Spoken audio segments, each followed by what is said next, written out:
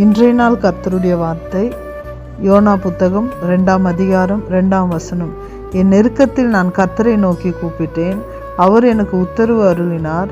நான் பாதாளத்தின் வயிற்றிலிருந்து கூக்குரலிட்டேன், நீர் என் சத்தத்தை கேட்டீராம். தேவ பிள்ளைகளே, யோனா தேவன் சொன்ன அந்த சொல்லுக்கு கீழ்ப்படியாததுனால, ஆண்டவர் வைத்திருக்கிற திட்டத்துக்கு கீழ்ப்படியாததுனால வேறு திசையில் திரும்பி நினைவுக்கு போக வேண்டிய யோனா நினைவுக்கு போகாமல் வேறு திசைக்கு திரும்பி சென்றதுனால அவன் வாழ்க்கையில் பட்ட பாடுகளை நாம் பார்க்கிறோம். தேவ பிள்ளைகளே, ஆண்டவர் சத்தத்துக்கும் அவர் திட்டத்திற்கும் கீழ்ப்படியும் பொழுது நமக்கு உண்டான நன்மைகளை நாம் சுதந்திரத்து கொள்ள முடியும்.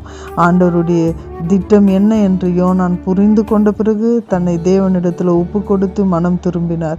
இன்றைய நாளில் நாம் கர்த்தர் நம்ம மேலே வைத்திருக்கிற திட்டம் என்னதென்று அறிந்து நாம் கர்த்தரிடத்தில் ஒப்பு கொடுக்கும் பொழுது நாம் கர்த்தர் வைத்திருக்கிற ஆசீர்வாதத்திற்குள்ளும் சமாதானத்திற்குள்ளும் சுகத்துக்குள்ளும் நம்ம நுழைய முடியும்.